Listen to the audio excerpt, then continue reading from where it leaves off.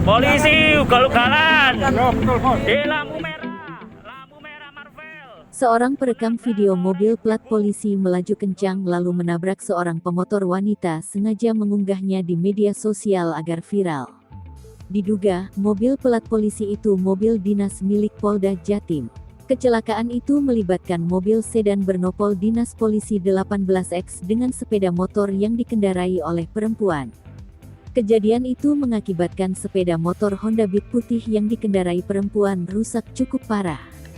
Kanit Laka Lantas Polrestabes Surabaya AKP Sujio tidak menjawab konfirmasi.